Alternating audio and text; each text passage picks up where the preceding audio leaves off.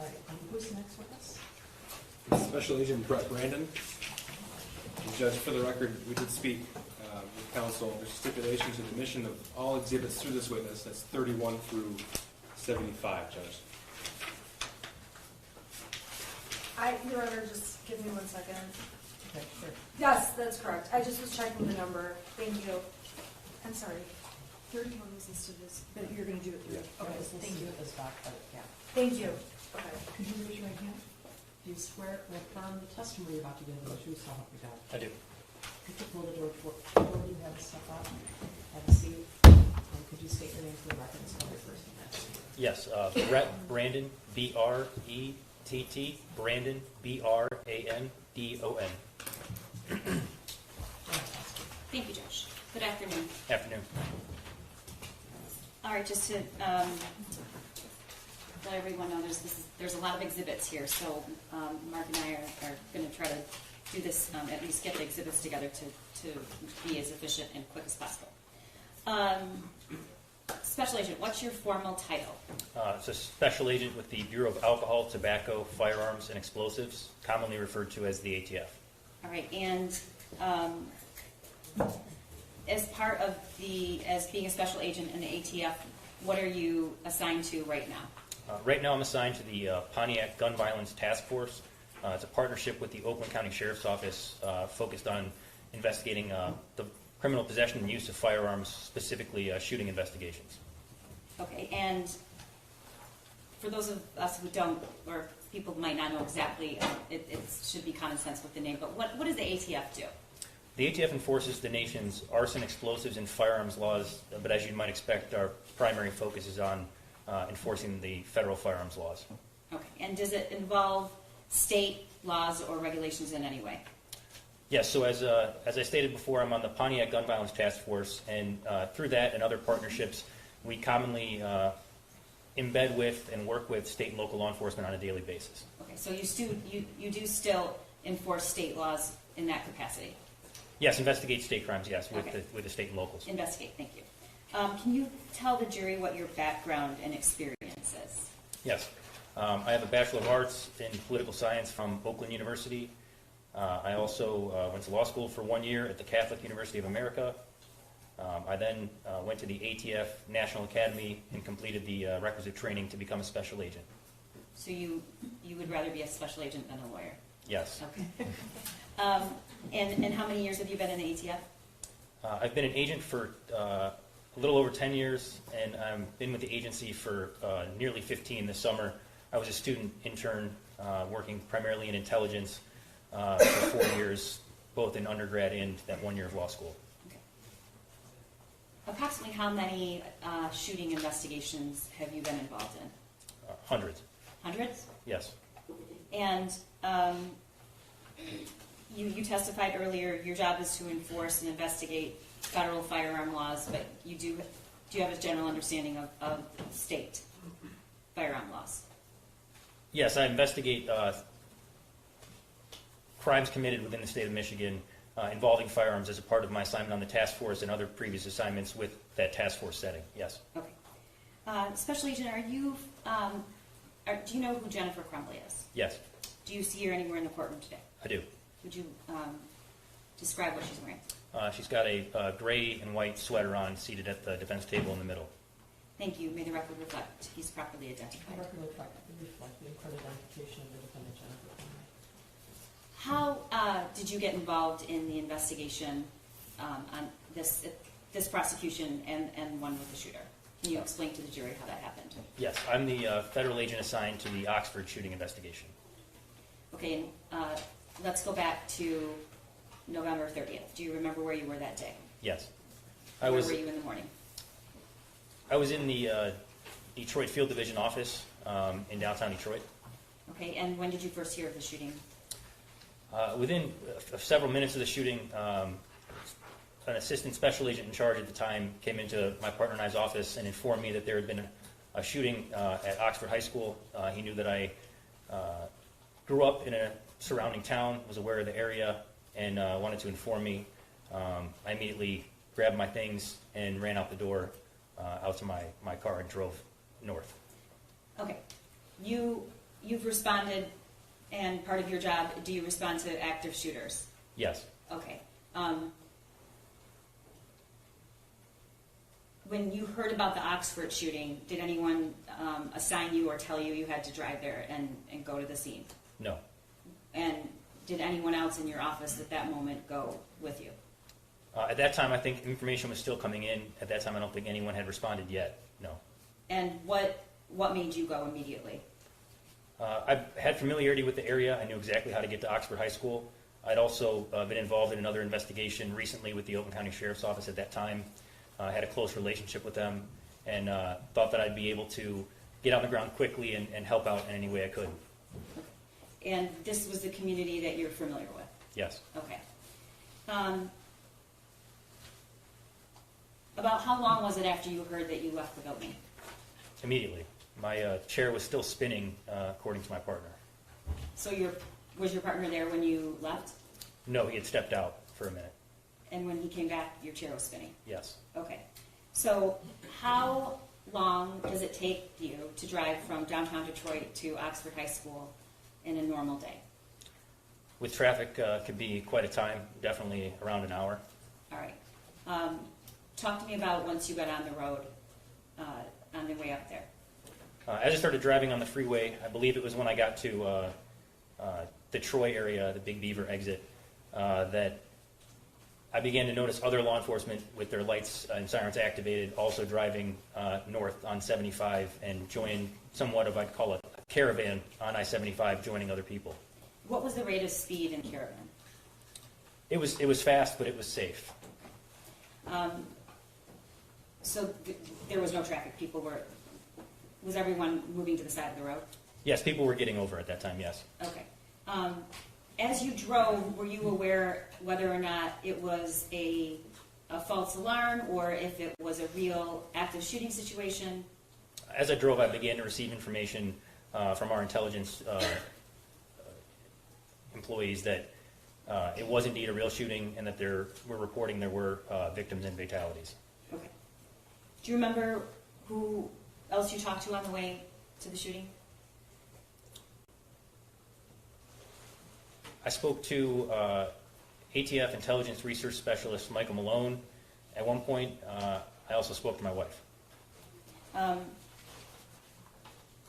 how long did it take you to get there? Approximately 35 minutes. And you arrived with a caravan of other first responders?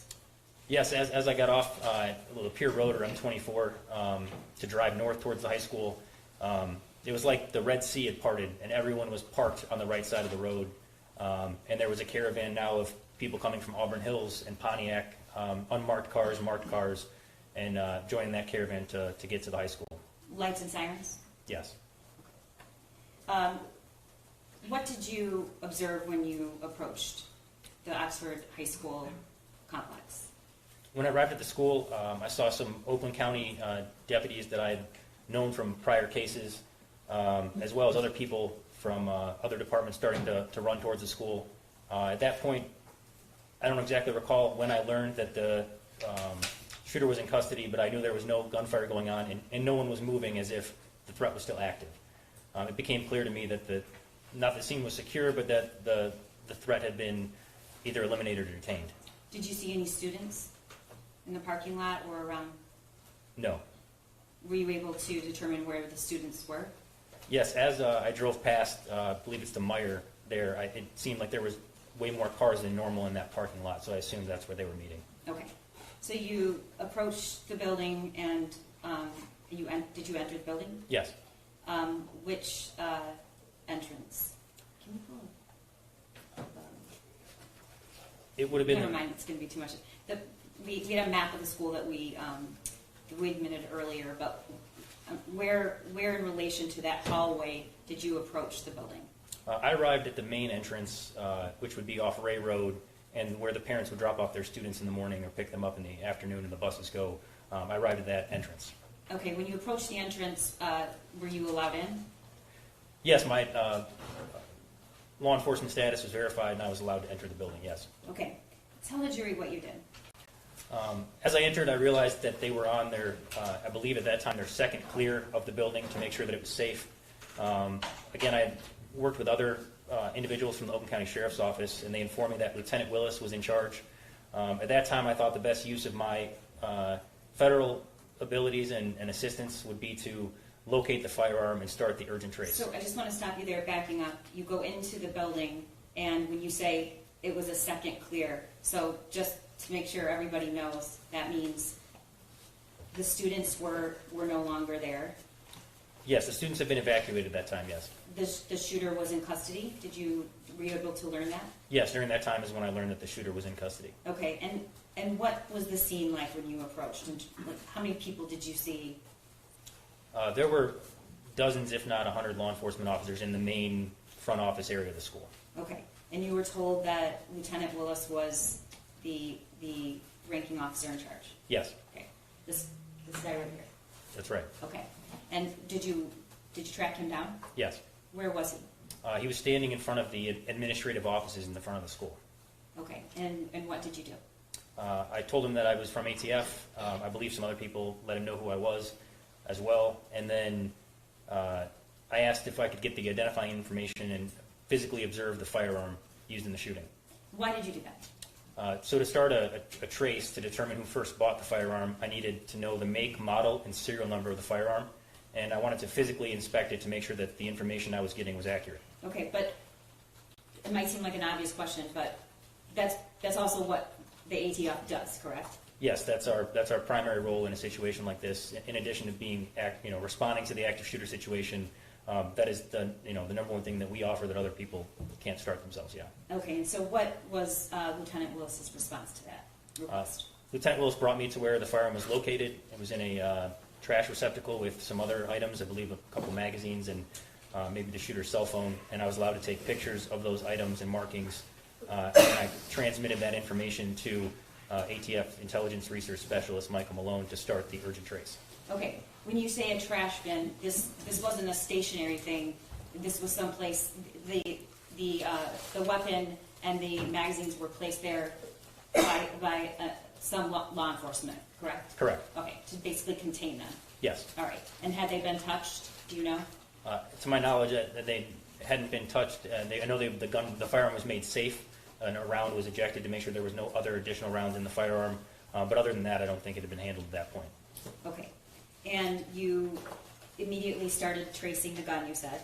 Yes. Okay, and then what did you do? It was learned through that process that an individual in Rochester, Michigan had purchased that firearm. I'm sorry, Special Agent, let's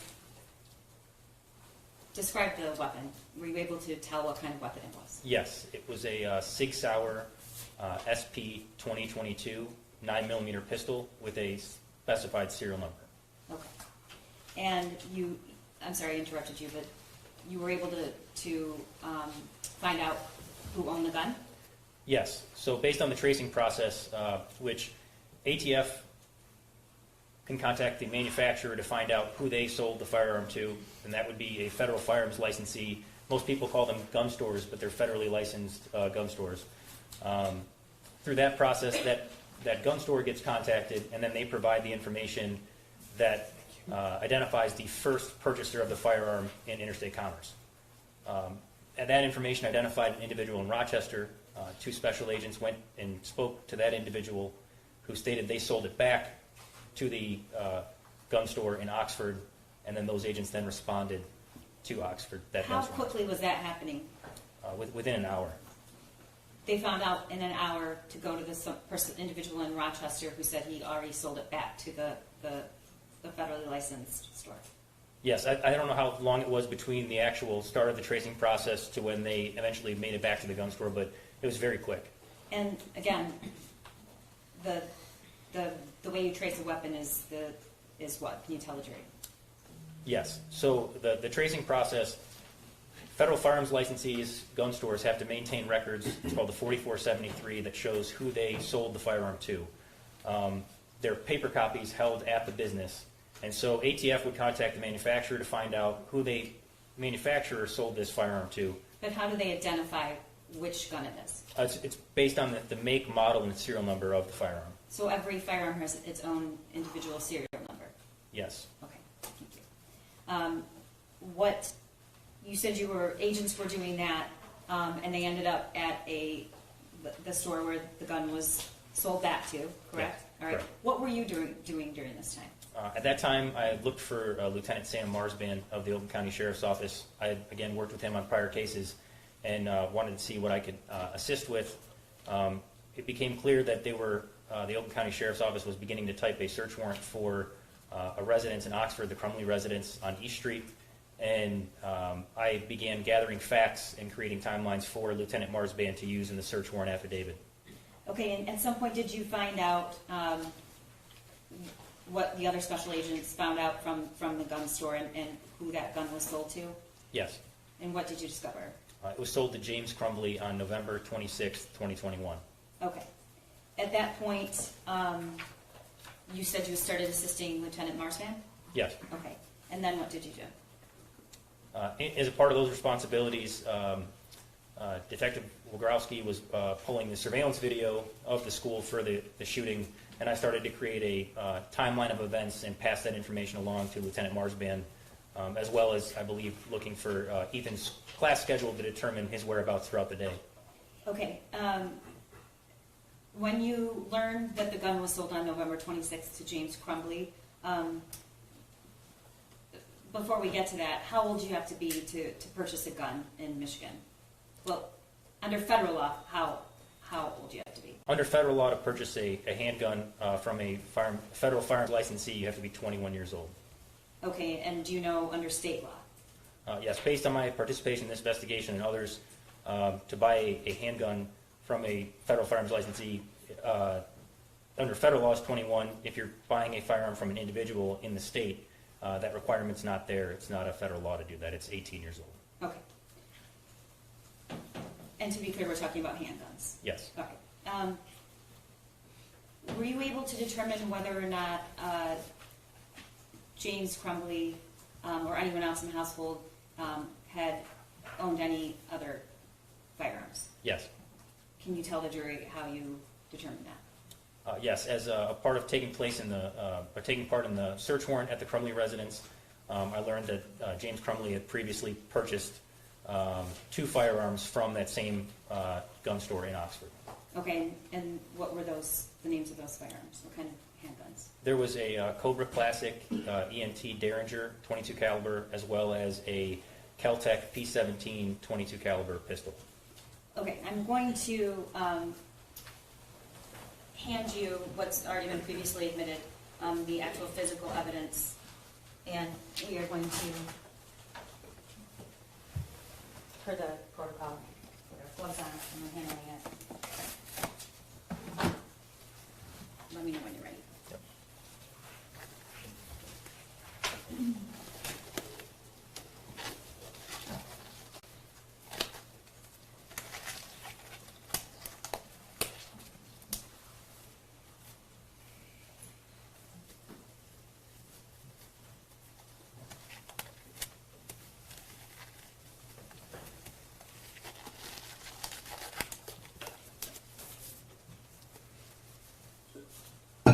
Okay.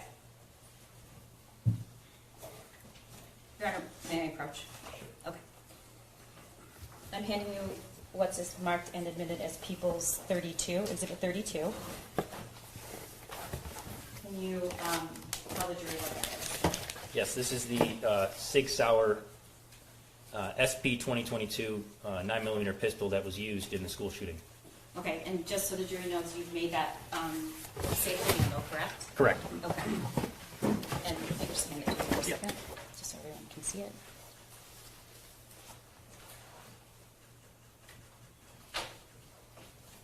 Do you know about how much that weighs?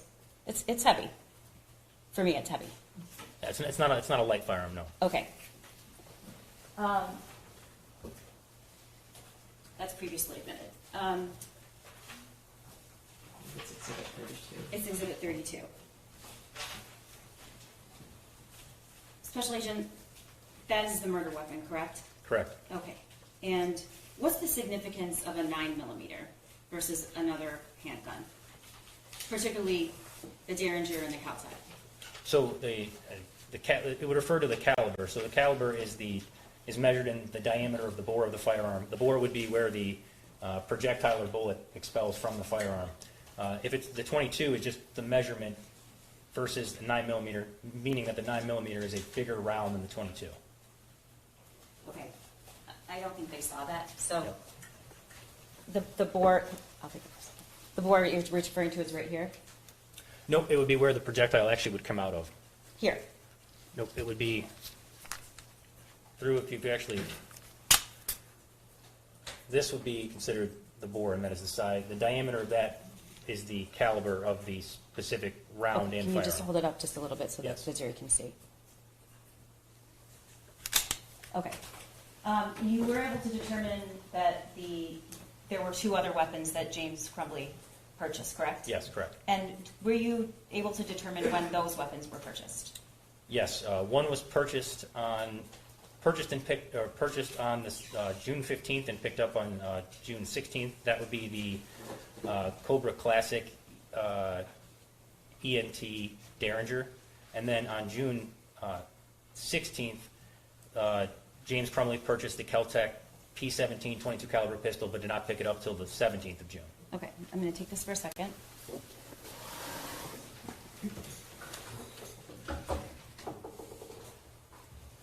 And then I'm going to hand you what's People's 33. You can just grab that out of the box. Yep. And can you tell the jury what that is? Yep, this is the Cobra Classic Derringer purchased on June 6th, picked up on June 16th. Okay, can I have it for a second Yes. so I can see? Everyone see that? Okay. So this is significantly smaller than the 9mm. What is, you said earlier it's the caliber, but some might look at this and say it doesn't even look like a handgun. It's Yes. very small. It is very small, and it only has a 2-round capacity for the firearm, but it is still a firearm, yes. Okay. And then I'm going to hand you People's 34. What is that?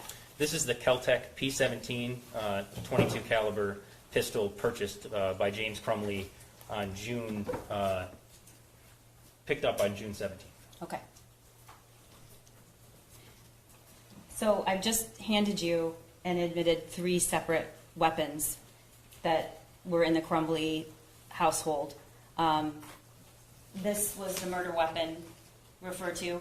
You've examined all the evidence in this case. In fact, you're one of the officers in charge, correct? Correct. Okay. And is this the same gun that was posted by Jennifer Crumbley as a Christmas gift to her son? Yes. Okay. And how do you know that's the gun? Is there anything unique about it? Just looking at it. Yes, that's the specific make and model, and obviously the serial number would be distinct as well for the purchase by James Crumbley. Okay. And then this is the Kel-Tec, significantly lighter. Do you know how much each weighs? I don't know off the top of my head how much each weighs, but it is lighter than the SIG and the Derringer. Or Okay. the Derringer and the SIG or the Kel-Tec are less than the SIG. Okay.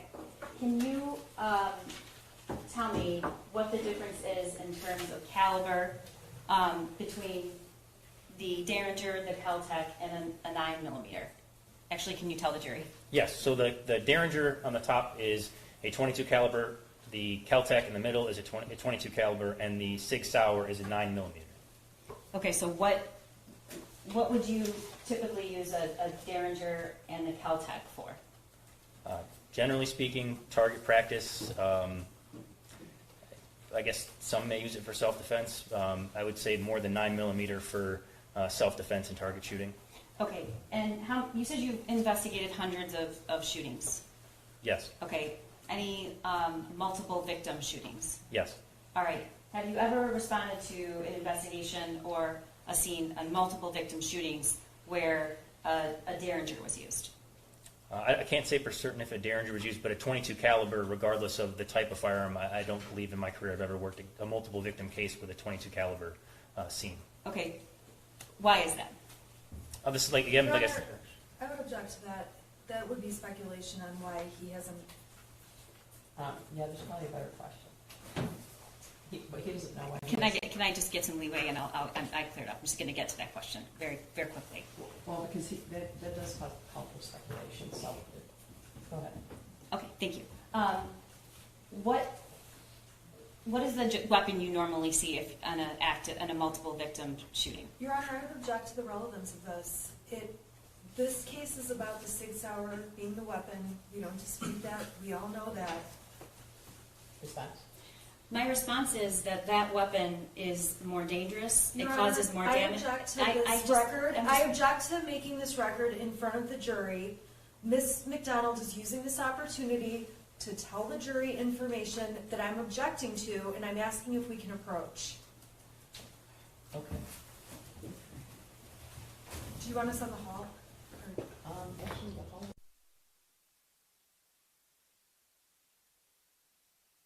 Going to show in our case the reason why that weapon, the 9mm, was purchased and why it's significantly different. That is, and it's absolutely relevant. It has to do You're with, gonna present other evidence that will show why that. yes, including statements of the shooter. Your Honor, I think that's extremely, Well, there are some statements that are coming into the trial, right? there are, Your Honor, but there is no way the prosecutor can prove this weapon was bought to kill people, specifically by James Crumbley or Jennifer Crumbley. And this case is about Jennifer Crumbley. It's not about Ethan. It's not about James. Okay, so part of it is about what they knew though, right? Part of it is about what the parents knew. Part of it is about what the parents knew, but there is no evidence to lay a foundation that my client knows anything about the deadly capability of these guns. Nothing. She has no, there It sounds has like been no it sounds like foundation. an argument she's going to make in defense and in her defense, and she has a right to. I just want to be able to have my witness testify about what kind of weapon this is and what the reason you have a 9mm versus a 22. Well, I guess a better question is that you can shoot more bullets out of that quicker. Is that what you want to know? That and No, the I type sound of like damage that. those bullets can I do. know a lot about guns you can kill. Right? I thank you, Your Honor. Okay. I'm not sure every member of the jury does, so I'm trying to explain it to people who are not familiar with firearms. Okay, well, yeah, no, I understand that. Part of what you're saying might be argument, but it's a fact question that the SIG can eject more rounds quicker. You can shoot rounds quicker from the SIG I don't than the know. other two. I don't know that that's necessarily true. So if you just give me a couple questions. Okay. All right, thank you. Okay, What let's is do the the difference between the SIG and a 22? It's the size of the round is the main difference. And Okay, the size of the actual bullet, for lack of another. I Yeah, know correct. you say round. Okay. Yes. And why does the size matter? The size matters because the larger the bullet, the bigger the hole. Okay, more damage, whatever it is you're shooting. Correct. Okay, thank you.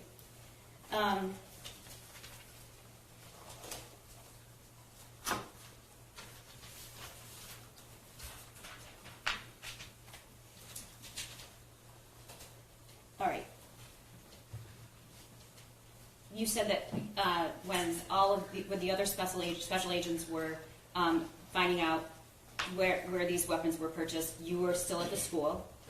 Yes. And then can you talk about what you did with Lieutenant Marsman? Yes, I was watching the surveillance video from the school documenting the shooter's path through the day as well as his actions during the shooting. Okay, and what were you able to view? The actual surveillance video of the shooting taking place. And who showed that to you? I was with Lieutenant Marsban and Detective Wogrowski. Okay, when you say the actual surveillance, what does that mean? So there was an administrative office inside the high school that had the computer system with the surveillance video playing on a large monitor. I was in that room reviewing the footage as it played. Okay, and we're going to get back to that, but at some point, did you actually go to the home? Yes. To assist with the search warrant. And when you arrived, who else was there, if anyone? multiple detectives from the Oakland County Sheriff's Office, and also Lieutenant Marsman. Did you actively take place, search the home, or were you just present? I actively assisted in the search. Okay. Did you recover anything in the house related to these weapons or relating a case, anything? What did you find? I don't want to put words in your mouth. Yeah, I was present for the recovery of evidence, and I also observed 2 targets on the wall in what would be the, I guess you'd call it the shooter's childhood bedroom, which shares a wall with his parents' Okay. bedroom. Before we get to that, did you recover these 2 handguns in the house? I was not the one who recovered them, but I was present when everything was there. Okay. Yes. Were any other cases or boxes or anything related to the firearms recovered? Yes. Okay, I'm going to hand you what's been marked as People's 35.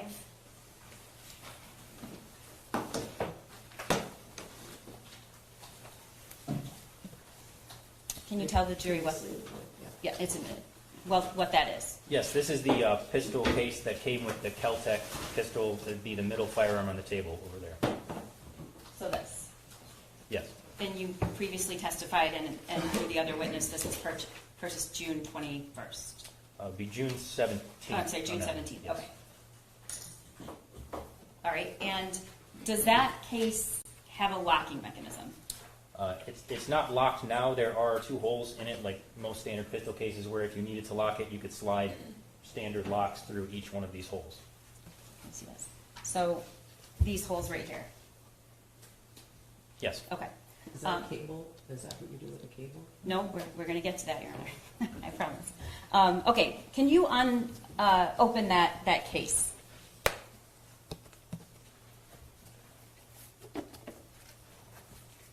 Okay. Do you know where that case was found?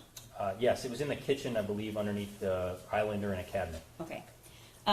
And if I can see this for a second, you open it up, and what's inside this Kel-Tec case? That is a cable lock. Okay. Is this how it was discovered? Was this cable lock in the Kel-Tec case when this was found? Yes. Okay, I'm going to hand you the cable lock, and can you tell the jury exactly what that is? Yes, so a cable lock is used as a mechanism to make a firearm inoperable, and it's something you have to defeat to operate the firearm. What do you mean defeat? So you have to find the key, unlock it, or take it off in some other way to load and discharge the firearm. Okay.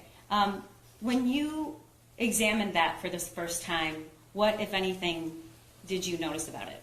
I noticed there wasn't much wear and tear. The packaging didn't have many markings on it, as if the cable lock had been taken in and out. It's very wide, so taken out many times, there'd be more markings on the sides of this cable lock. It looks almost new. Does it look like it's ever been disturbed? No. How many keys go with the cable lock? Generally, you receive 2 keys on the same key ring for 1 cable lock. Okay, are there 2 keys in there? Yes. Okay. Anything else about this? No. All right. Have you ever opened this up? No. And as far as you know, no one's actually disturbed this? Not to my knowledge. No. Okay, so this is in the same condition as it was when it was found in the Kel-Tec case, correct? Yes, that's my understanding. Okay. Can this be used on all of these handguns? It can be used on the Kel-Tec pistol and the Sig Sauer pistol. I'm not sure how small that cable is for the Derringer. It may fit, I'm not quite sure. Okay, thank you. This is Exhibit 39, Yeah, the cable lock. oh, the lock is separate. Yes. Okay. Okay. And that's admitted.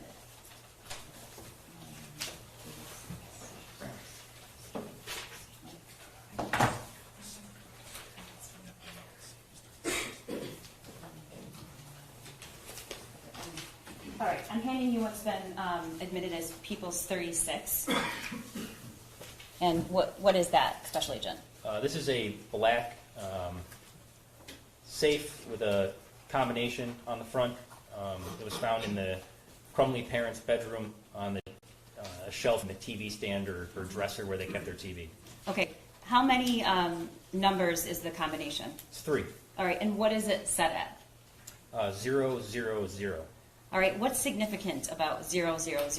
That is generally the factory default for a lot of safes. Okay, so even though to some people who aren't familiar with firearms this might look like a box, this is actually what you refer to as a gun safe, correct? Yes. You call this a safe? I would call that a safe, yes. Okay.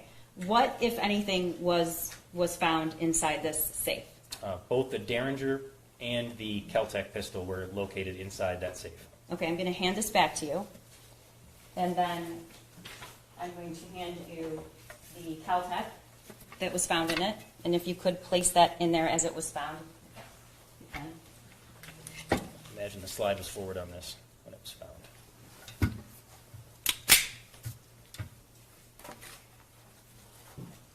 And then I'm handing you the Derringer. Okay. Can I see that back? Is this how these 2 handguns were found in the bedroom of Jennifer and James Crumbley? Yeah, I don't recall the exact positioning, but both were placed in that safe, yes. Okay. And it was closed and locked to 000. I'm not sure the combination at the time when it was recovered. I know that the combination is 000. Okay. Have you had an opportunity to examine this and determine whether or not the SIG fit in this safe? Yes, the SIG is too large of a firearm. The safe will not close with that firearm inside the safe being the SIG. Okay. Will it not close if there's one of the other handguns, or it won't fit no matter, regardless of whether another handgun was in there? It will not fit by itself or with another firearm. It will not close. Okay. All right. I'm handing you what's been admitted as People's 31. What is that? This is the pistol case for the Sig Sauer 9mm pistol used in the school shooting. Okay. So, in other words, that is the case that this SIG was sold in. Yes. Okay. And do you know where that was found, and where was it recovered, if you know? It was located on the bed in the Jennifer and James Crumbley's bedroom next to an empty box of Patriot Defense ammunition. Okay. And does that have a locking mechanism? It doesn't have one inserted, but as the other pistol case, there are 2 holes in the pistol box that you could place a locking mechanism through to secure the case. Okay. And Your Honor, I would just object as to foundation for where the gun case was found, because this special agent came in after other law enforcement had pulled that case out, opened it, and put it on the bed. And so it's very misleading for this jury to hear that this gun case is just laying on a bed. And so I would just ask that there be foundation laid about how he... Okay, I understand. So, could we respond? yeah, Okay. So, Judge, he was on scene at the search warrant scene.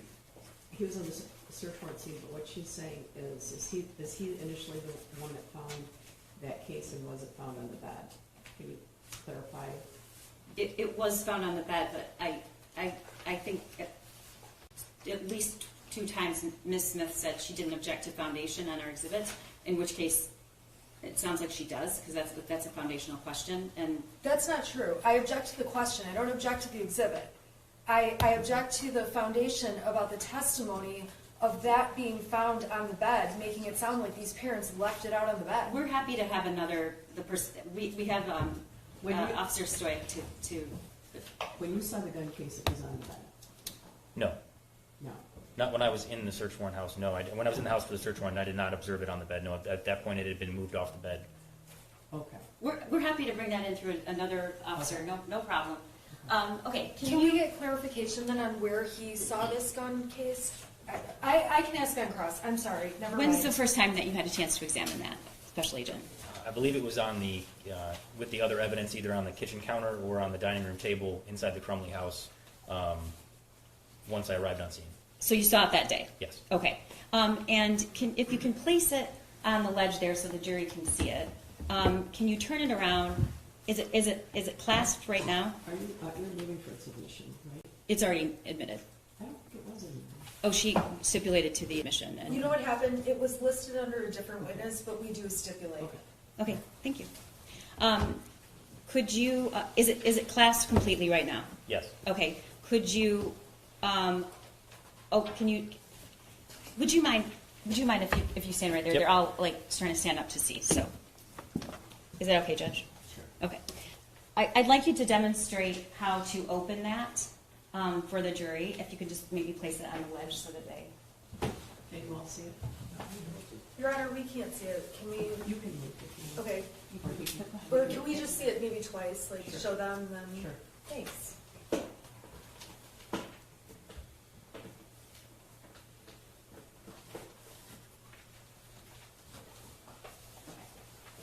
And I'm sorry, can we just see? Thank you.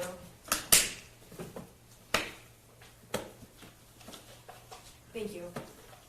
Okay, and then if you could clasp it back.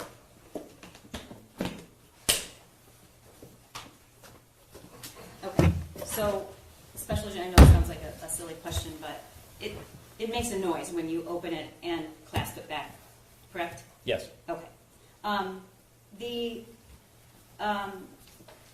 Well, I'm going to get to that in a second.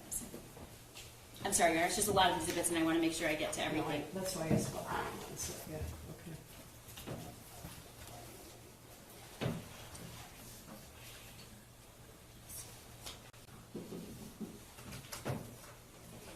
All right. You don't have, well, do you want me to hold that for now, or you? I can put it on the ground. When you heard Ms. Spack testify about what is provided with somebody when they purchase a handgun, correct? Yes. Okay. And she mentioned materials from the ATF. Yes. Okay.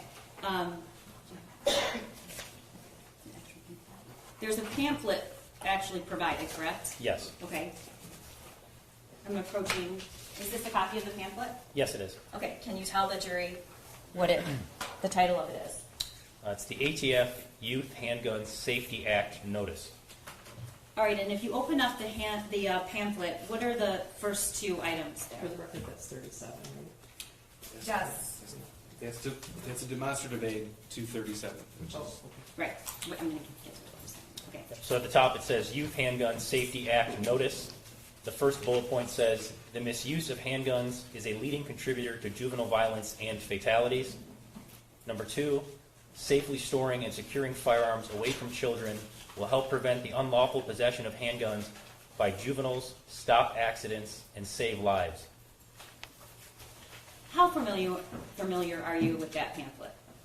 From this investigation, pretty familiar. Okay. And what is the purpose and the law around, if you know, why is that included in every sale? I think the title of the pamphlet speaks for itself. It's a Youth Handgun Safety Act Notice. It's putting you on notice that not safely storing your firearms will contribute to juvenile violence. Okay. You've had an opportunity to examine all of the evidence in this case, probably the digital evidence, the evidence from the phones, the physical evidence, the narratives, correct? Yes. Okay. And what did you notice when the SIG was photographed by the shooter, and then a couple of the other images taken? Was the pamphlet with it? In some photos it was, in others it was not. Okay. And up until recently, what did you think happened to the pamphlet that was sold with the SIG? Your Honor, I would object to speculation. Isn't it speculation? I'm getting it. I would just ask for a little leeway. Okay, It's why part is of his investigation. Wait, why isn't it speculation? What do you think's happened to that? Did you know what happened to it? No. Okay. And then recently, did you discover what happened to it? Yes. Can you tell the jury how? Preparing for trial, I opened up the Sig Sauer pistol case. This right here? No, that would be Oh, I'm sorry, yes. this one Okay. here. This was in the last week? Yes. Okay. And I noticed that there was a piece of paper underneath the foam, so I lifted up the foam and found a receipt from what we're referring to as the gun store in Oxford for the firearm, as well as the ATF Youth Handgun Safety Act notice. So it was under the foam in the case that the SIG was stored in? Yes. When they left the gun stored? Yes. Okay. All right. Thank you. One moment, Turner. That's 37. Okay. One of the cases is. Yes.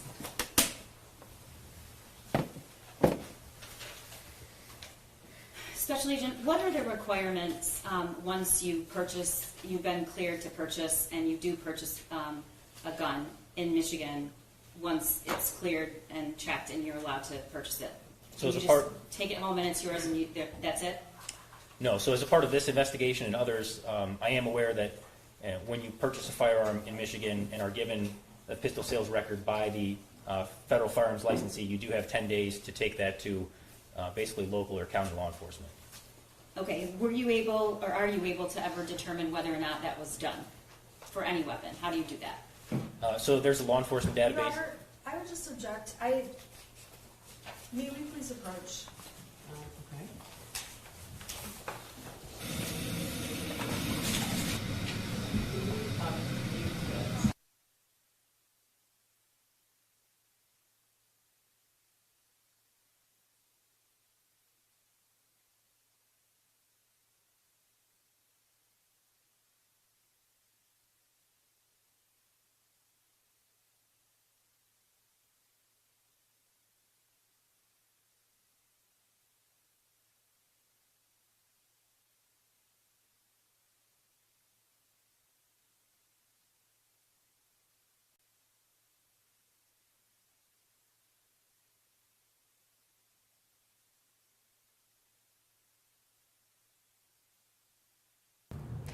You are watching Jennifer Crumbley's day one of her involuntary manslaughter trial. And I just want to let you know what's happening right now, that anytime the judge goes into a sidebar with the attorneys and they go off the record, we have to cut the audio. So it is not your streaming device, it's not your phone, your television right now. It's silent in the court because we're not allowed to hear the back and forth between the attorneys and the judge. And of course, right now we have that ATF agent who's on the stand, the one who is establishing the firearm that was used in the shooting at Oxford High School. So we wanted to let you know that that's why you're not hearing anything right now, because they are in a sidebar, but we're going to take you back into the courtroom as the two sides are going to step back in a few minutes and then continue the questioning of that ATF agent. And again, Prosecutor Karen McDonald is doing the questioning right now. The defense has not yet had a chance to cross-examine. So let's go ahead and go back in.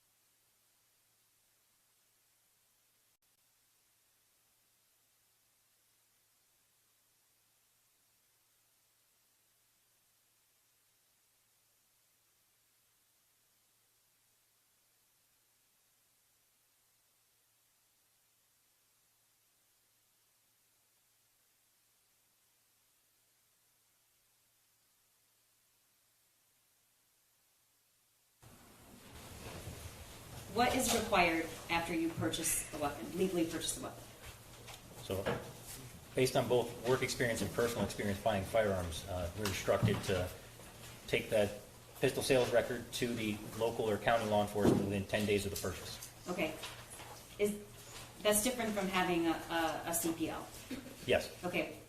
Talk to the jury about what that is. I think sometimes people get confused if they think once you get your CPL, then you don't have to register it, or vice versa.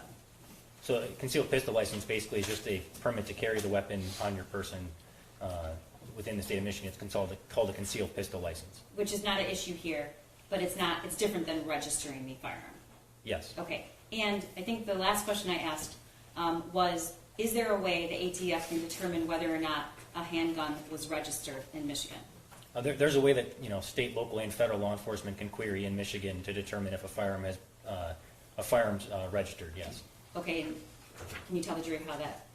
Yes, so there's a law enforcement database that state, local, and federal have access to that you query the serial number of the firearm, and it determines, it'll pop up who the firearm is registered to if it's registered.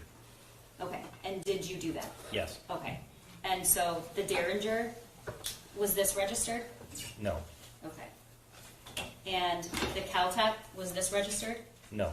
Okay. And then the SIG, was that registered? No, it was not, but I will say that there is a... He had some time to He do had some that. time to still drop it off after, but there were events that occurred. Obviously, the shooting happened within that 10 days. Right.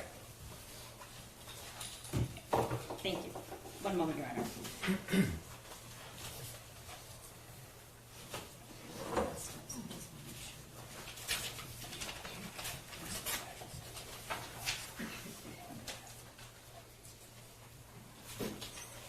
So we previously admitted the trigger lock statement, and Mark's going to try to pull that up and keep track of. There it is, and it's People's 38. Whose signature is that? If you know, what's the name on the statement? Under purchaser, it says James Crumbley. Okay, and can you tell the jury what this trigger lock statement means at the top? The boxes and Yes. what it indicates because they're checked. So this form was provided by the gun store in Oxford during the purchase. It was filled out by both James Crumbley and Cammie Beck during the purchase. And the first part says, this sale included, the first box that checked is, it says, a trigger lock or other device designed to disable a firearm and prevent the discharge of a firearm, or a gun case or storage container that can be secured to prevent unauthorized access to the firearm. It basically means that those two things have been provided because those boxes are checked.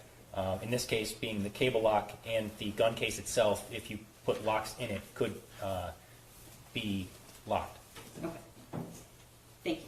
And that's been previously admitted. I want to take you back to watching the surveillance of the shooting. And when I asked you what does that mean, from what time to what time were you able to watch surveillance in the school? Are you referring to the actual time of the day? No, how much surveillance did you watch, and what did it include?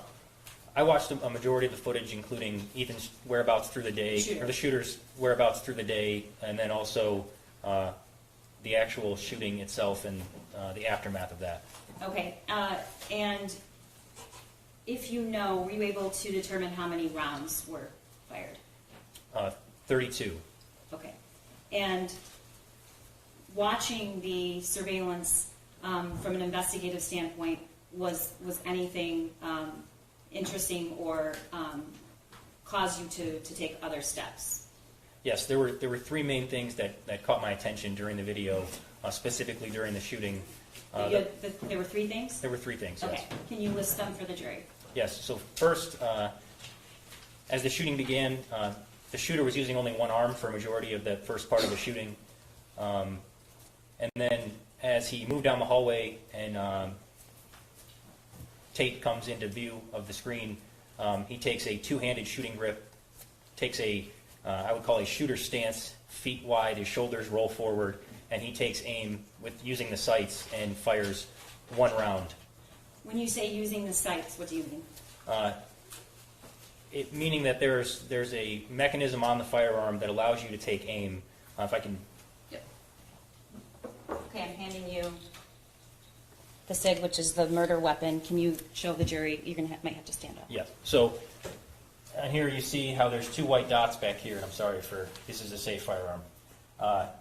The two dots back here are considered the rear sight. See that over there? And if you line up the front sight with the rear sight, that is how you aim a firearm. In the video, I noted that Ethan did that on the shooter did that on the first shot, as well as the second shot he took at Tate. Okay, Special Agent, we have not shown that surveillance video at this point. So I'm going to try to provide some context. And what did you, when you were watching this, and you mentioned the stance and lining up the sights, was the shooter rushing? Was the shooter going at a fast pace? Can you describe what you saw? Yes, during that specific portion, he came to a dead stop and took aim, and then as he moved forward, he walked 2 or 3 steps forward and then took aim again and discharged the firearm. And what seemed remarkable about that to you, Well, if anything? Your Honor, I just object to the relevance. This is not the trial for the shooter.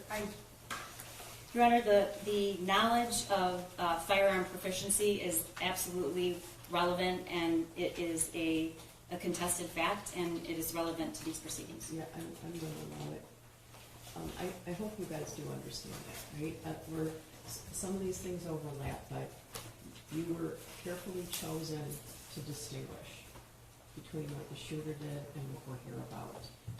And we all trust you to do that. So I know it's difficult and an emotional day, but some of these things are not to horrify or upset you, but to let you know some of the circumstances. So I hope that you separate those things. And it is offered precisely what he's testifying to about the proficiency with the firearm that the shooter had. Yeah, I'm going to allow it. Thank you. What, if anything, was remarkable about that? When I first saw it, I immediately said to others in the room that I thought that the shooter had been to a shooting range or had had training in firearms. And that's based on what you just testified to? Yes. Okay. Particularly with the shot fired that killed Tate Muir, was there anything about that other than the stance? It was the stance, the way he rolled his shoulders forward, and then the way as he walked up to take the second shot that he re-established a stable shooting platform to take the second shot. Okay. Thank you. The entire shooting lasted how long, if you know? The entire shooting, I don't recall the exact length of time, but it was less than 10 minutes. Okay. Were you able to observe the any loading of magazines in the SIG? And I should back up. What is a magazine? So a magazine is the part of the firearm that contains ammunition that's loaded in the magazine well of the firearm. And I'm sorry to keep doing this, but Sure.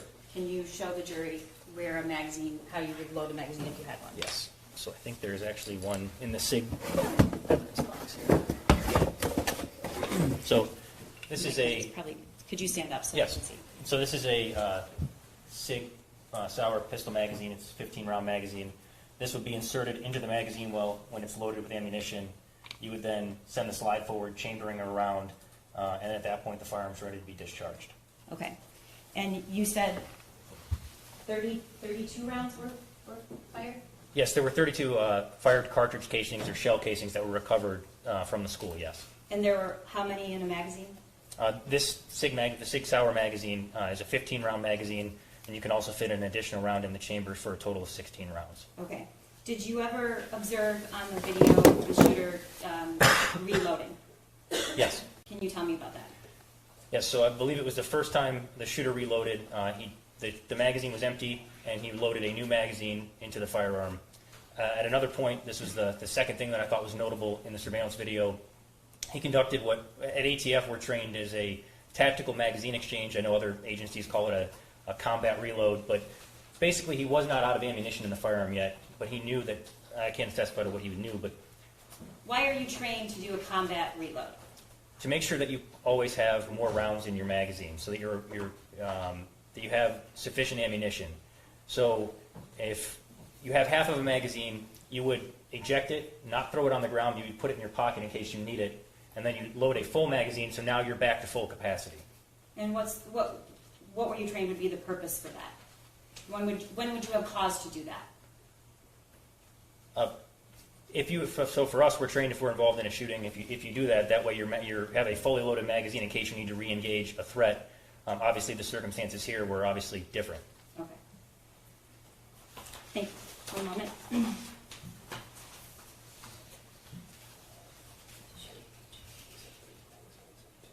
Okay. That was the first thing. There were two other things. So the first was his shooting stance. The second was the tactical magazine exchange. The third thing was after the shooter exited the bathroom where he gave himself up. Eventually, he ejected the magazine out of the firearm and placed it on top of a trash receptacle, which I found odd at the time, because if you were just doing a school shooting, it seemed odd to take the magazine and make a firearm safe. So he walked out of the bathroom, and the evidence showed that is where Justin Schilling was killed. He walked out of the bathroom, and you say he took the magazine out, and you're saying that is making the firearm safe. Yes, I don't believe he ejected around from the chamber. I don't recall right now. I don't believe he did. But yes, he separated the magazine from the firearm as if you were at a shooting range and taking the magazine out and setting it on like your shooting stationary platform. trash can. Yes. Okay. And what did he do after that? At that point, he got on the ground and was shortly thereafter taken into custody by sheriff's deputies. Okay. And when he was was he standing? Was he laying down? Was he sitting? No, kneeling? he got into he was kneeling and then got into the prone position with his hands up. Okay. Were you able to determine whether or not he used anything to protect his ears? During the shooting? Yes. I don't recall, no. Okay. And then the third thing was, I just want to make sure we got all three things. Yep, that is all. Okay. So after you determined that what you considered it proficiency or somewhat? Yes, there was some level of firearms training exhibited in the surveillance video. Okay.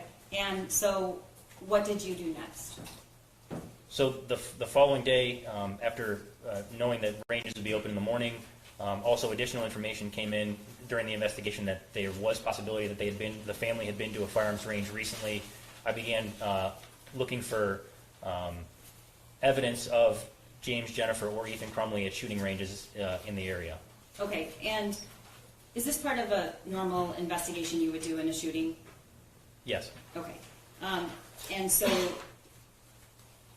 you started going to local shooting ranges?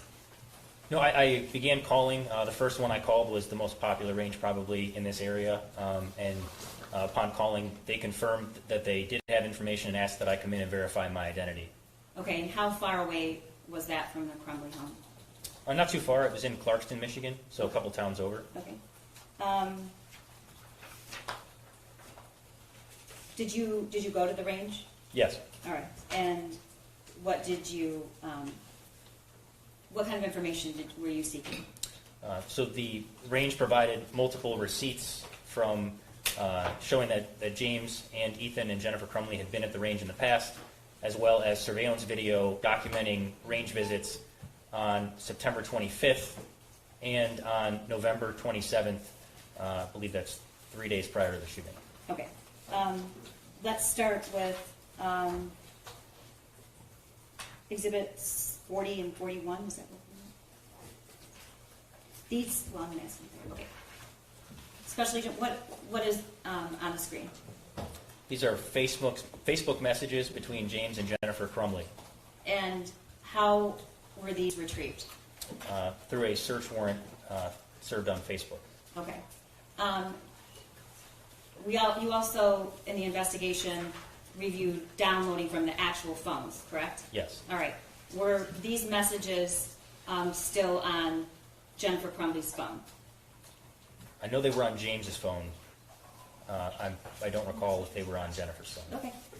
Can Your you? Honor, Your Honor, I'm sorry. I stipulated, but my copy does not have these stars on it, and they have eliminated some of the messages on this I exhibit. think that's why the stars are there. Yeah. Right. So I object. We're happy to provide all of the messages. We were just to be concise regarding these messages are offered to show Jennifer Crumbley's knowledge that they were at the store and the range. But I was just trying to be concise. But we're happy to give it all to the jury. For the interest of completion, Ms. Smith, I'll admit any portions of those that you would like. Your Honor, I would ask for the whole. They gave me the entire exhibit. You have it all. Okay, I have it all, but what you're putting up here is not it all. We're happy to provide all of it. We're just going to talk about these two, and she can. And we'll provide every single thing possible to the jury. I'm just trying to not go through all of the messages that weren't pertinent to the shooting. We're just taking slivers out. This is the problem. This is The whole exhibit's going to come in, but that's Okay. the reason that the stars are there, to show that it's not a complete chain, that Okay. there's something in the middle. But I will admit the entire text chain, and you are also happy to present to the jury the entire text chain. okay. Thank you, Judge. And Your Honor, there's no evidentiary requirement that we have to publish every text message in a 2,000 page string if we want to pull out. I'm not trying to misrepresent. There isn't. Okay. But I'm just saying that if Ms. Smith would like those in, I would be happy to admit them for the purposes of completion. We want it all in, so we're happy, we'll stipulate to it. Okay. This was only taken out not to deceive as much as to try to make, these are the ones about the gun range. But there's a lot of content about things like, purchases and all sorts of stuff. Okay, so can you read those to the jury, Special Agent? Yes, so this is dated June 15th, 2021.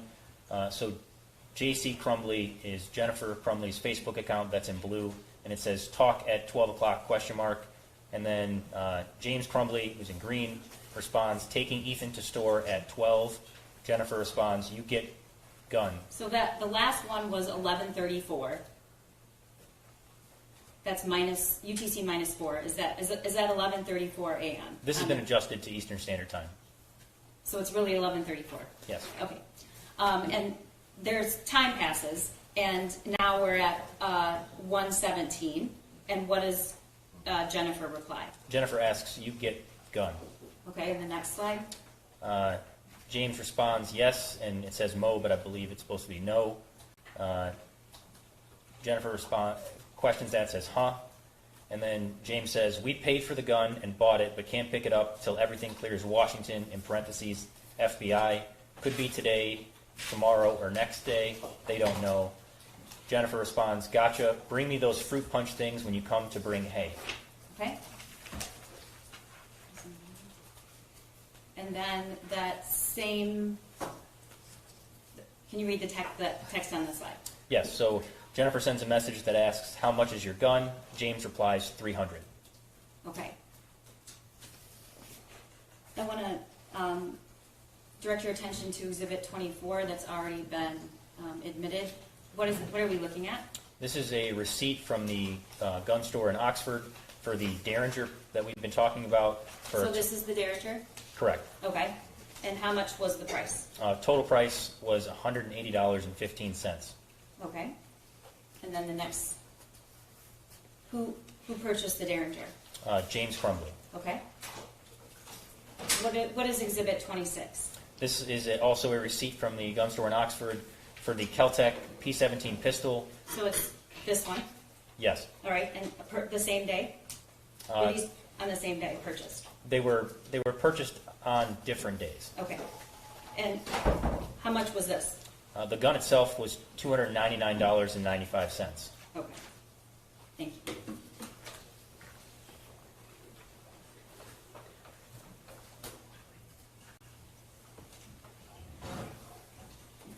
All right. I want to draw your attention next to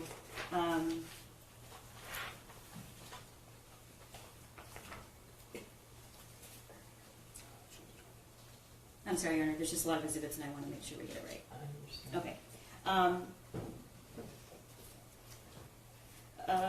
27? No, we did that. I'm sorry. Facebook messages between James and Jennifer on June 20th, 2021. Can you read those? That's Exhibit 42. Yes, again, so Jennifer is in blue. It says, can you guys answer your phone? And James responds, no, at gun range, loud. Okay. And then Exhibit 27. Can you tell the jury what these two videos are? Yes, so there's, on James Crumbley's cell phone, there was a video on the 20th of June at 12:58 p.m. that shows the shooter shooting the Keltec pistol, and then after that, a couple minutes later, there's a video of the defendant's son shooting the Derringer pistol. And these are it's the same day of the Facebook message before we just read? Yes. Okay. And this is Exhibit 43 and 44.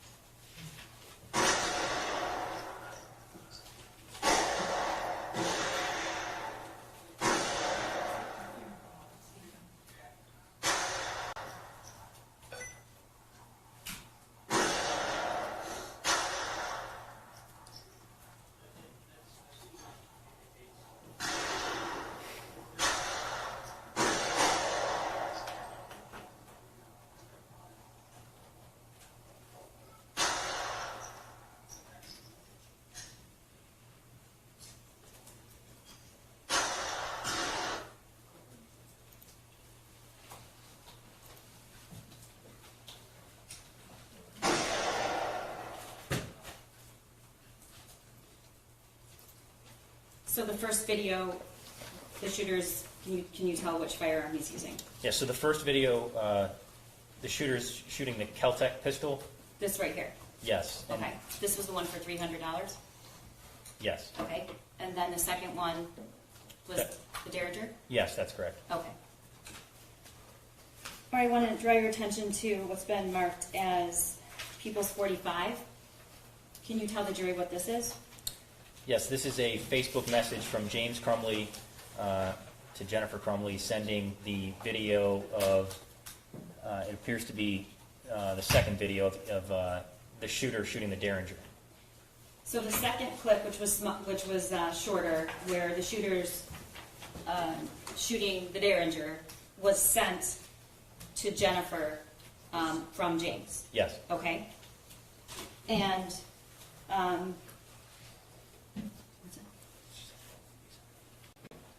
is this a Facebook post? No, this is a Facebook message from James Crumbley to Jennifer Crumbley. Okay. That's the I already said that. That's the second clip, right? And then People's 46.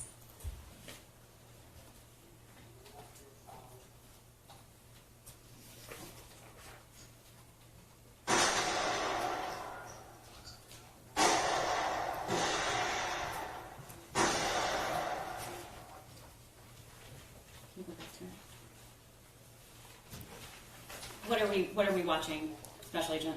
This is the video that James had sent to Jennifer via Facebook that she then posted, I believe, as an Instagram story that said, Ethan and James Crumbley both got handguns this week, testing them out at the range.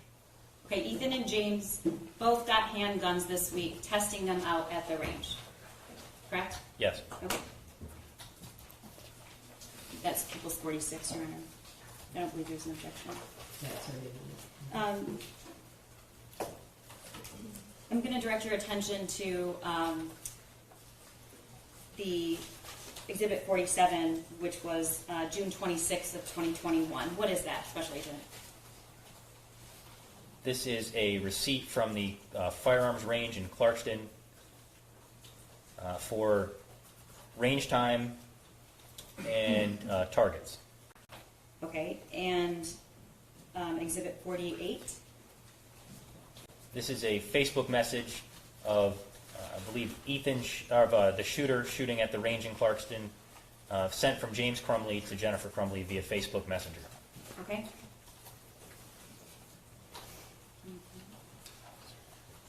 And then 49.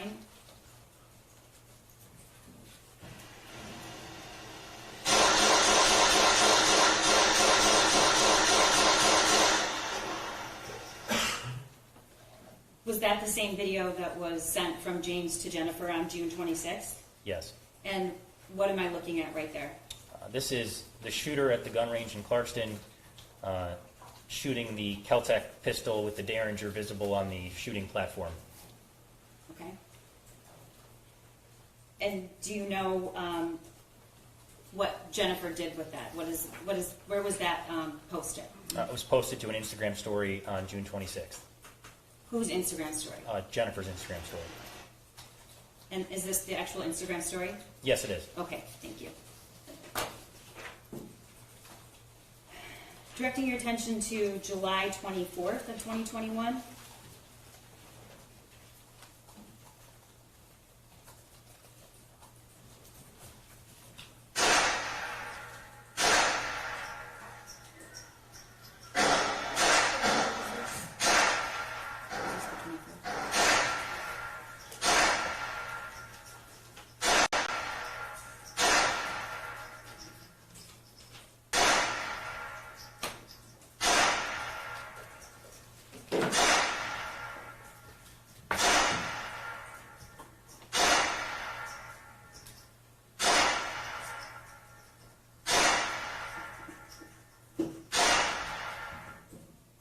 Your Honor, what number was that? Yeah. 75. 75. 75. I'm sorry, it's Oh, July sorry. 25th. Okay. Can you tell, Wait, hang on, I'm so sorry, what number? It's, exhibit number 75, it's July 25th, 2021. Okay, thank you. yeah, I was trying to ask him so that we can, so it's 75, what were we just watching? This is a video taken on James Crumbley's cell phone of Jennifer Crumbley shooting at the Clarkston range, the Kel-Tec pistol. Okay, this one? Yes. Okay. All right, directing your attention to August 19th, 2021, exhibit 50 and 51. Can you tell me what this is? Yes, this is a video sent by the shooter to another individual. All right, and this was already admitted. What are we watching? This is the shooter holding the Kel-Tec pistol. This? Yes. Okay. And then he sends the slide forward. There's no magazine or chamber, or no round in the firearm. Okay, was there any text messages about it or just the image? There were also texts. Okay. I'm sorry, that was 50 or 51? We're going so fast right now, I can't. I think it's 50, that was 51. It's right? 50. The text is 50, the video is 51. Okay, the text is 50 that has the video in it, and then the video is 51, is that correct? That is correct. Okay, text is 50, video 51. And I'm sorry, I am so sorry, we're just going so The fast. text contains the video. And that's at the gun range, the shooter holding the Kel-Tec, or shooting the Kel-Tec, is that correct? I'm happy to clear it up. Okay. Special Agent, what in that image are you able to observe? It appears to be a couch. Oh, okay. Do you know what time that was sent?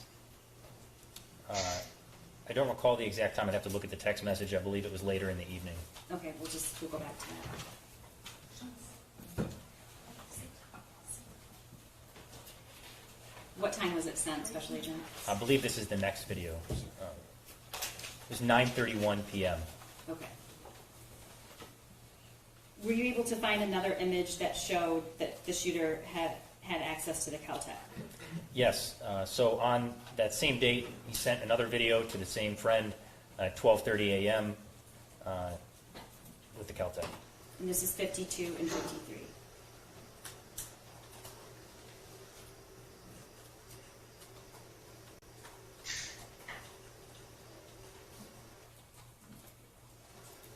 All right, Special Agent, you said this was sent at what time? I believe it was 12:30 a.m. And on that same day, which was August 19th. Yeah, I believe it would be now the 20th. Okay, of I'm sorry, the August, yeah. 20th, because it was after 12.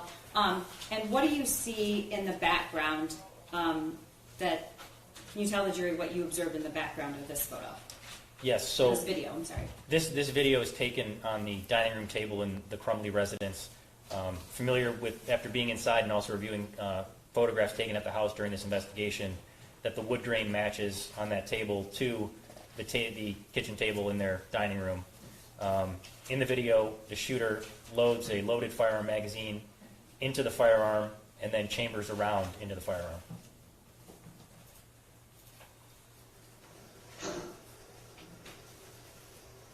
So, is this a concern to you? Yes. Can you tell the jury why? As that ATF safety pamphlet states, the access to firearm by juveniles. Your Honor, I would object because access to firearms by juveniles may be against the ATF pamphlet, but there's no evidence that there's not an adult there or anything happening. Okay, yeah, he's not commenting on that. You don't know if anybody else was present. No, Your Honor, I don't. And Your Honor, I understand, but that's argument, and it can be, she can use, point that out. Was there any message accompanying this video to his friend? Yes. What was the message? My dad left it out, so I thought, why not? LOL. And And that is, Your Honor, also, we've already had extensive arguments about, I am objecting to all hearsay texts between the shooter and his friend that my client and Mr. Crumbley have never seen, and this is one of them. Your Honor, you've ruled on this several times, and I vote on this one. No. these are the text messages between the shooter and the other individual. You previously ruled that it's admitted. I ruled on, I don't recall this one specifically. Was this amongst the ones that was ruled, that were ruled on? Okay, I'm happy to make it, I believe that you have, but if not, I'm happy to make the argument. This is, even if you haven't ruled on it, it's under the exception of a present sense impression. He's picking up a firearm, and in that moment, videoing himself holding it, and then saying, my dad left it out, so I thought, why not? Well, it's in keeping with 803 1, and yeah, it's consistent with 803 1, isn't it?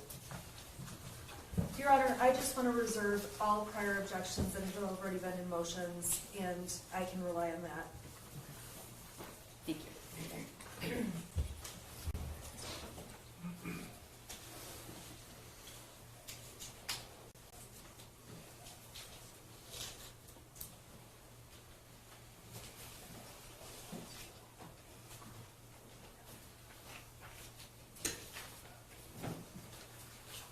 All right, Special Agent, this is People's Exhibit 54.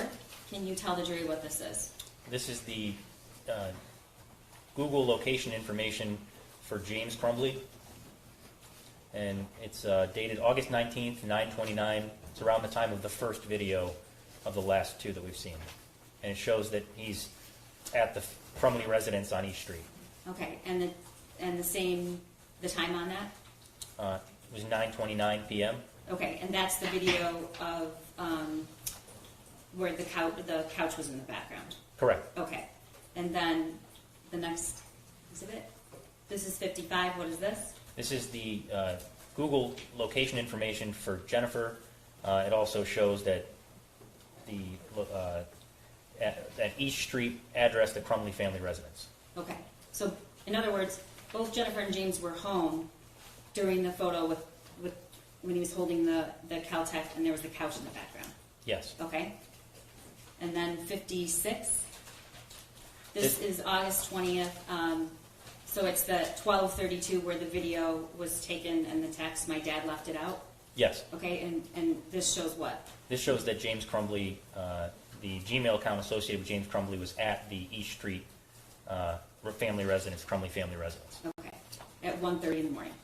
At 12:30 in the Or morning. 12:30 in the morning, sorry. Right, and the next slide, 57?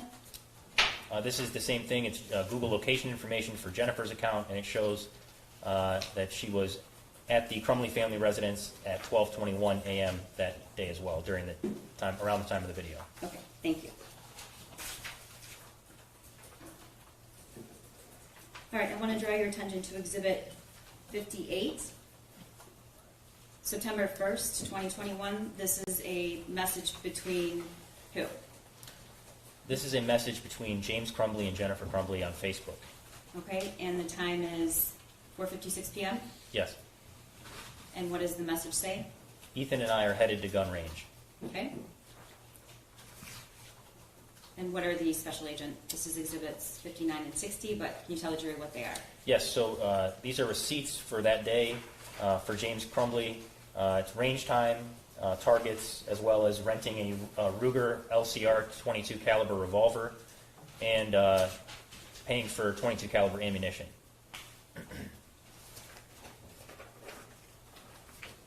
And this is a video, Exhibit 61 of that same day? Yes.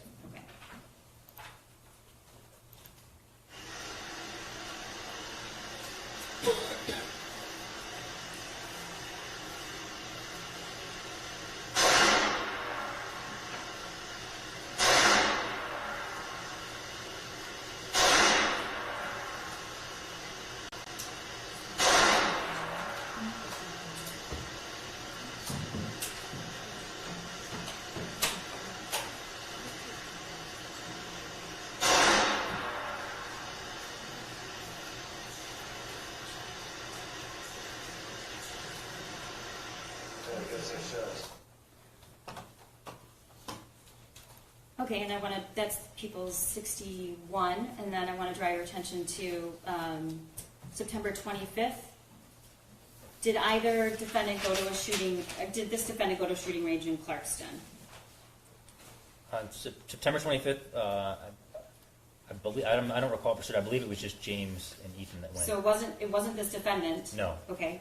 Were you able to determine whether or not she was aware they were at the range? Yes. And how do you know that? I believe it was the same thing through Facebook messages. Okay, and this is 62, and this is a receipt. What was the receipt for? This was range fee, ammunition for 9mm, a rental of a 9mm pistol, as well as .22 caliber ammunition and targets.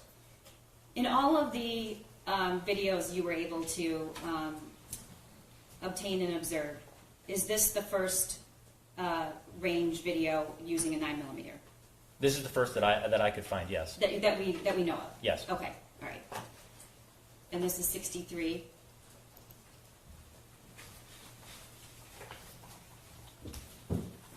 What are we looking at, Special Agent? So that's James Crumbley in the white sweatshirt and gray baseball hat, and then the shooter is behind him wearing a light gray sweatshirt, dark pants, Nike shoes, and a black hat.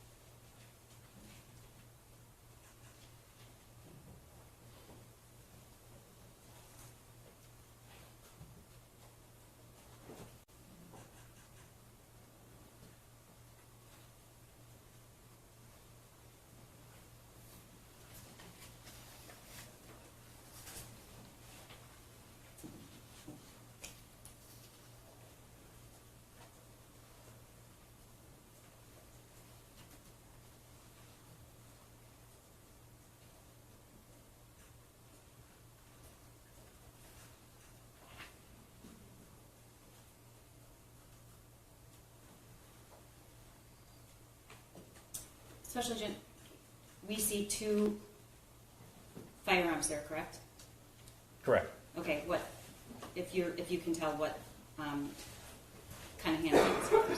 So I believe the handgun that the shooter is picking up now is the Keltec, and then the other one was one that they appeared to rent, or to, if they were looking to purchase a firearm, sometimes that the range will let you test it out before you purchase it. So the one to the right of the shooter, what is that, if you know? I can't say for certain. The footage is a little grainy. Okay.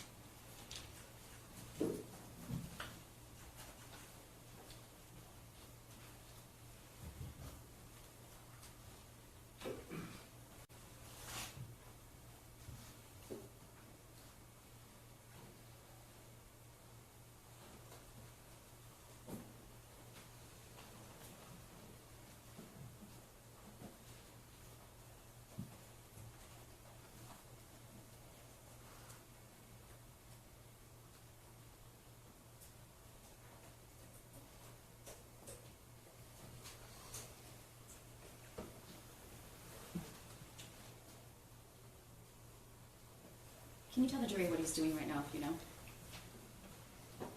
I believe he's having trouble with the firearm discharging. He appears to be having some type of malfunction that he's not able to clear on his own.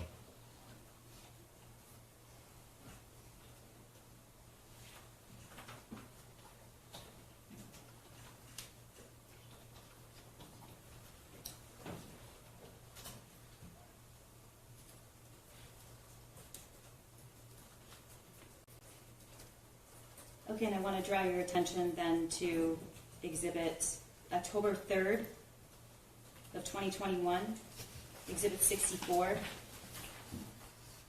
What is this? This is a Facebook message from James Crumbley to Jennifer Crumbley at 12:01 p.m. that says, "Cool, just got just got cleaning our guns, leaving for range in a few. Okay, that's 64, and then, Wait, I'm sorry, Your Honor, can we just slow down for 1 second, because the exhibits I was given have more content. I just need to, we'll go as slow as you'd like. Okay, this is. We- this is we- okay, more. We separated them to make it easier to read one message at a time. I understand, but this is different than what you provided me, and I just need to make sure I'm keeping up, so thank you. I'm happy to go at any pace you'd like. Thank you, Judge. Okay, so this is exhibit 64. thank you, and I'm caught up. Okay. Okay, sorry, It's okay. It's all right, it's all right. All right. It's a lot of information. that's a lot of information. Mhm. 65. What is that, Special Agent? That's a receipt for the gun range in Clarkston, dated October 3rd, 2021, for range time, targets, and .22 caliber ammunition. Okay.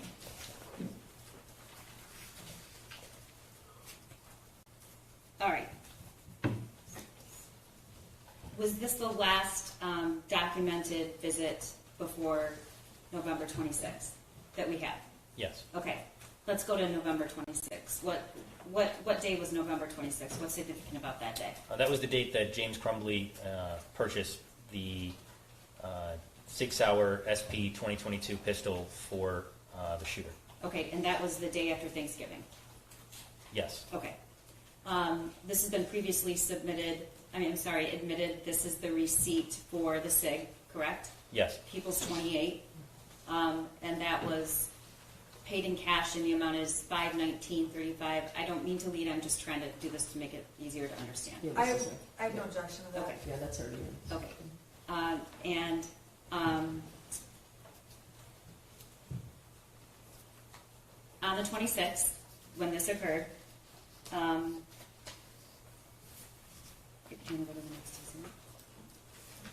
this has also been previously admitted. This is the purchaser's information. We've already talked about that. This was, I'm not sure if it was admitted, but it was shown in the opening. I believe there's no objection to it. Yeah, What- it's submitted. Okay. 66, yeah. Again, for the jury, this is the SIG, correct? Yes, what's depicted in that picture is the 6-hour pistol, yes. Okay. And when did Jennifer post about, I'm sorry, excuse me. This is not Jennifer's post, this is the shooter's post.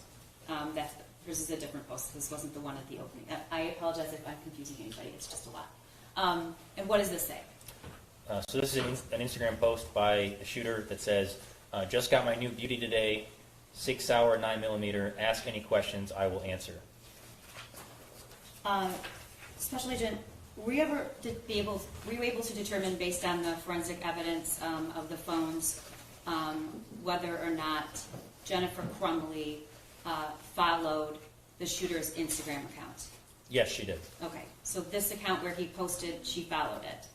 We can't say she saw it, but we know she followed it. Correct, yes. Okay, and that is a picture of the SIG? Yeah, so the first picture was the 6-hour in the pistol box. And then the second picture is the shooter holding the firearm. It appears to be inside the Crumbley family residence based on the floor. And then there's the shooter again holding the firearm with the sights aimed in. As you can see, that the 3 dots are aligned. I'm Okay. so sorry, what number is that? It's all part of 66. 66? This is Instagram post from November 26, 2021.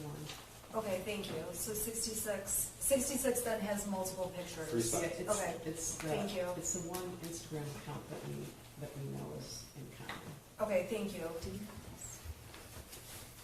Yeah, yeah. All right, I just want to make sure. But when it's in piecemeal, I can't tell the number is not on the screen, so Right. Right. I was wondering. that's why I'm having a hard time, so, sorry. Yeah. Able to take a break, Your Honor? Never. Sorry. I was looking for the natural break, so.